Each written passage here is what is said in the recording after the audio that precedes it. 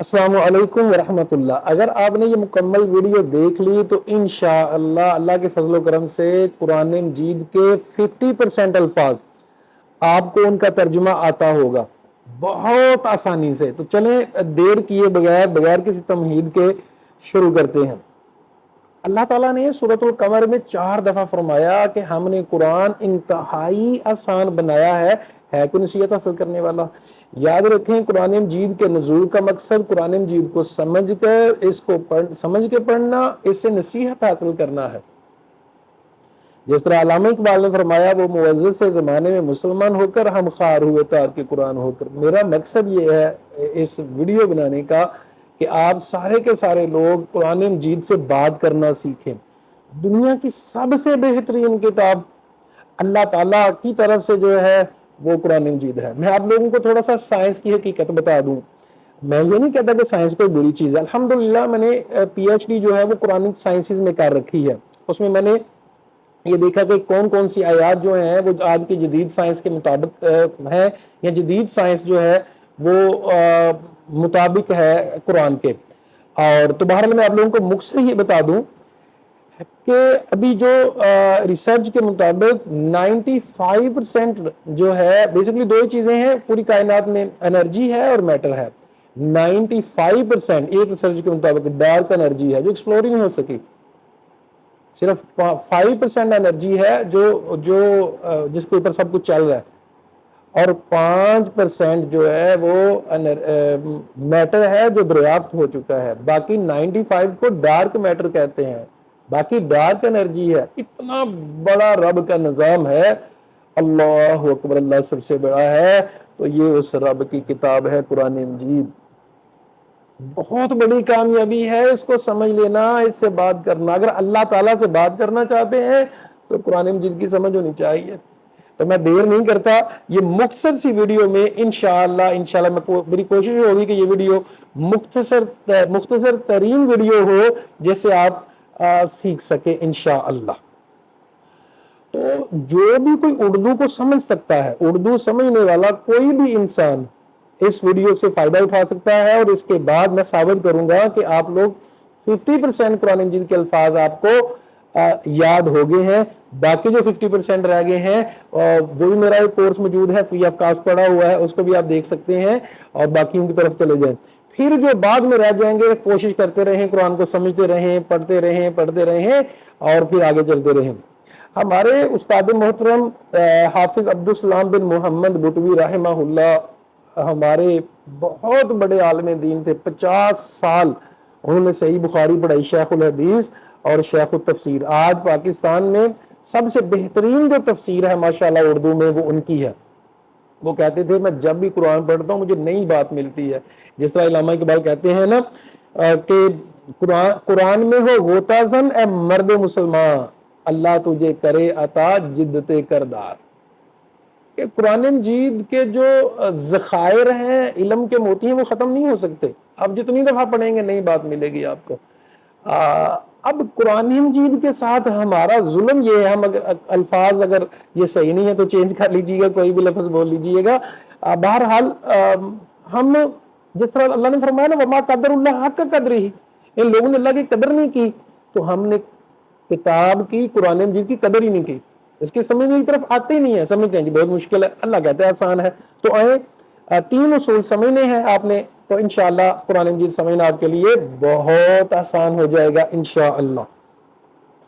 سب سے پہلا، قرآن مجید میں سینکڑوں نہیں ہزاروں الفاظ ایسے ہیں جن کو ہم اردو میں بالکل ویسے ہی استعمال کرتے ہیں جیسے قرآن میں استعمال ہوئے ہیں۔ مثال کے طور پہ جی، یہ میں نے یہ کھولا قرآن مجید، رینڈملی کھولا جہاں سے مرضی، یہ دیکھیں۔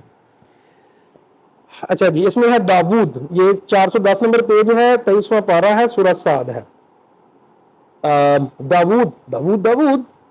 اچھا جی آگے چلتے ہیں جی۔ اشراق ہم اردو میں استعمال کرتے ہیں، اشراق کی نماز، کچھ نہیں چینج کرنا۔ حکمت، خطاب، محراب ہیں جی۔ میں آپ کو صرف ایک پیج سے بتاؤں گا، یہ وہ الفاظ ہیں جن کو چینج کرنا ہی نہیں، بالکل ویسے استعمال ہوتے ہیں جس طرح وہ قرآن مجید میں استعمال ہوتے ہیں. نام جتنے بھی ہیں، رب کا ترجمہ رب ہے. اچھا جی، خلیفہ خلیفہ، سبیل اللہ بھی ہم استعمال کرتے ہیں، عذاب عذاب، باطل باطل. یہ پہلے فارمولے سے ہمیں ایک صفحے سے تقریباً 10 لفظ، ویسے وہ جو میں نے آپ کو بتائے ہیں لیکن یہ بار بار بھی آ رہے ہیں. دوسرا فارمولا، قرآن مجید میں بہت سے الفاظ ایسے ہیں جن کو ہم اردو میں استعمال کرتے ہیں، ان کے لفظ کے شروع میں یا آخر میں کچھ علامتیں لگی ہوتی ہیں، ان علامتوں کو ختم کر کے الف لام لگا ہوتا ہے شروع میں اور آخر میں تنوین لگی ہوتی ہے، اس کو ختم کر دو تو وہ اردو بن جائے گا. دوبارہ سمجھیں، وہ الفاظ جن کے شروع میں، جن کو ہم اردو میں استعمال کرتے ہیں، فرق صرف یہ ہوتا ہے کہ قرآن مجید میں ان کے شروع میں الف لام لگا ہوتا ہے، الف لام کو ختم کر دو وہ اردو بن جاتا ہے. اچھا، آپ کا سوال یہ ہوگا کہ کیا الف لام ختم کرنے سے معنی میں کوئی فرق پڑے گا؟ کوئی فرق نہیں پڑے گا، بالکل سیم رہے گا. وہ گرامر کے کچھ پیچیدہ اصول ہیں تو وہ کرنے کے لیے ہم وہاں جانے کی ضرورت ہی نہیں ہے. ابھی تو ہم قرآن مجید سے بات کرنا سیکھ رہے ہیں، پہلا تعارف کر رہے ہیں قرآن مجید سے. تو اس کی مثال کیا ہے جی؟ ہم نے رینڈملی کھولا قرآن مجید کو، یہ دیکھیں. اچھا جی، یہ میرے سامنے نکل آیا جی سورہ یوسف 12واں پارہ. ابھی ہم نے دوسرا اصول سمجھنا ہے کہ بہت سے الفاظ ایسے ہیں جن کے شروع سے ہم نے الف لام کو ختم کرنا ہے. وہ الفاظ جن کو ہم اردو میں استعمال کرتے ہیں، عربی کے الفاظ نہیں، وہ الفاظ جیسے الخلود، ابھی عربی کا لفظ ہے، اس کا الف لام ختم کریں گے. خلود کیا ہے؟ خلود جی ٹھیک ہے. وہ خلد کیا ہے جی؟ نہیں ہمیں پتہ چلے گا. الرحیق المختوم کیا ہے جی؟ یہ عربی کے الفاظ ہیں، الف لام ختم کرنے سے ان کا اردو نہیں بنے گا. کون سے الفاظ جن کے شروع میں الف لام ہے اور ان کو ہم اردو میں استعمال کرتے ہیں، الف لام کو ختم کر دیں وہ اردو بن گیا. اچھا جی، اب دیکھتے ہیں جی کون کون سے. ایک تو یوسف، یوسف کا معنی یوسف. اچھا آگے ہم چلتے ہیں. یہ دیکھیں میں نے رینڈملی کھولا ہے، پہلے سے طے کر کے نہیں کھولا. غافل غافل، غافل کا ترجمہ غافل ہے جی. یوسف یوسف یہ بار بار آ رہا ہے.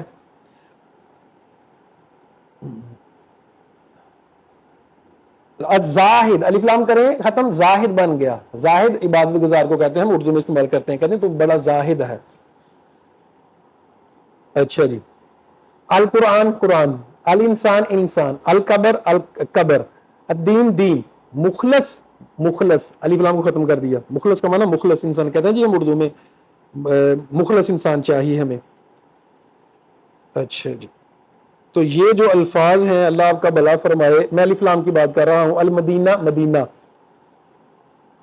یہ سورہ یوسف سے میں نکال رہا ہوں. صرف الف لام کو ہم نے ختم کیا، وہ اردو الفاظ بن گئے اور بہت زیادہ ہیں. اچھا جی، جاہل جاہل، جاہل کا الف لام ختم کیا وہ اردو بن گیا. سمیع العلیم، سمیع العلیم، اللہ تعالیٰ کے جتنے نام ہیں، سمیع ان سمیع ہے، علیم علیم ہے. الآیات آیات، الف لام کو ختم کیا، آیات ہم اردو میں استعمال کرتے ہیں. آیت ایک آیت، آیات زیادہ آیات. اچھا جی، الطیر پرندہ، لیکن بہرحال اس کو ہم اردو میں بھی استعمال کرتے ہیں لیکن یہ عربی کا بھی لفظ ہے.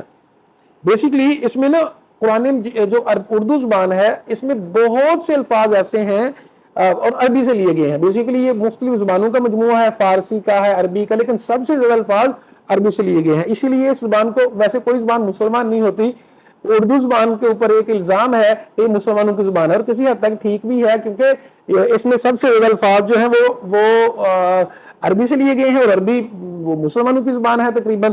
تو قرآن مجید جو سے بہت سے الفاظ ملتے ہیں. رسم الخط جو تھا نا وہ قرآن والا ہے، اس لیے اردو ہندی تنازع بھی بہت مشہور ہوا تھا. حالانکہ جو ہندی بول رہے ہوتے ہیں ہمیں سمجھ آ رہی ہوتی ہے، لیکن رسم الخط وہ ہے. تو اب ہمارا تو الحمدللہ رسم الخط ہی قرآن والا ہے. تو جب رسم الخط قرآن والا ہے تو ہم قرآن مجید کو سمجھنے والے کیوں نہیں بنتے؟ تو میں بات کر رہا تھا الف لام کو ختم کیا ہم نے. بہت سے الفاظ ہیں جو وہ اردو بن گیا. الآخرت آخرت، الف لام ختم کیا ہم نے. ابراہیم ابراہیم، اسحاق یعقوب، یہ سارے کے سارے تو ہم اردو میں استعمال کرتے ہیں. اچھا جی، تو یہ ہے جی. اب تیسرا اصول یہ ہے المالک ملک. تیسرا اصول یہ ہے جس طرح ہم نے الف لام کو ختم کیا، لفظ کے آخر میں تنوین لگی ہوتی ہے، اس لفظ کے آخر میں جس کو ہم اردو میں استعمال کرتے ہیں تنوین کو ختم کر دیں وہ اردو بن جاتا ہے. اس کی مثال کیا ہے جی؟ آئیں مثال سمجھتے ہیں جی انشاءاللہ.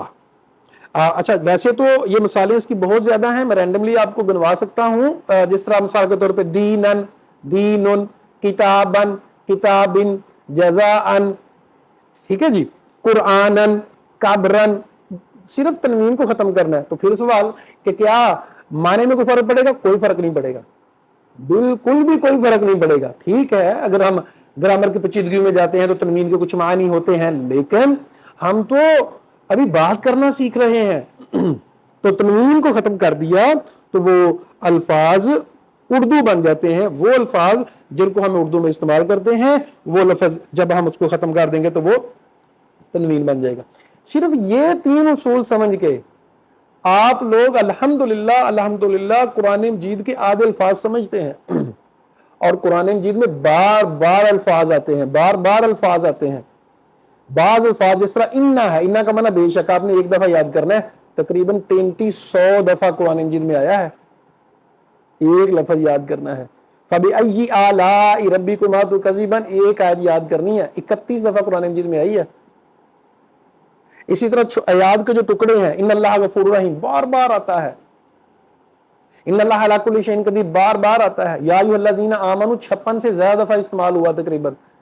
تو میرے بھائی قرآن مجید کو سمجھنا مشکل نہیں۔ اب میں ثابت کرتا ہوں کہ کیسے، اب آپ لوگوں نے جہاں سے مرضی کھول لینا ہے۔ میں دیکھیں یہ آپ لوگوں کے سامنے میں نے قرآن مجید کھولا، چلیں جی میں سورۃ الفرقان کھولتا ہوں، قد افلح المؤمنون 18واں پارہ کا آپ آغاز کر لیں۔ ابھی ہم نے ثابت کرنا ہے کہ بھائی کیا ہمیں یہ 3 فارمولے سمجھ کے تو کیا ہمیں سمجھ آ گئی ہے آدھے سے زیادہ الفاظ کی؟ تو فیصلہ آپ نے بھی کرنا ہے، میں تو الحمدللہ کرتا ہوں، مجھے تو شرح صدر ہے کہ آپ لوگوں کو آدھے الفاظ سمجھ آ گئے، فیصلہ ہم نے کرنا ہے جی۔ المومنون، مومن ایک لفظ ہمیں آ گیا جی، پہلی آیت میں سے ایک آیت ہے چھوٹی سی 3 الفاظ کی، ہمیں پہلا لفظ آتا ہے مومن، مومن۔ واو نون جو ہے لفظ کے جب بھی آخر میں ہوگی تو جمع کی بات ہوتی ہے، یہ ایک علیحدہ فارمولہ ہے لیکن وہ بعد میں سمجھیں گے انشاءاللہ۔ اچھا جی، صلاۃ کا ترجمہ نماز، تو 2 آیتیں 2 الفاظ ہمیں الحمدللہ آتے ہیں پہلے سے ہی اس فارمولے کو سمجھ کے۔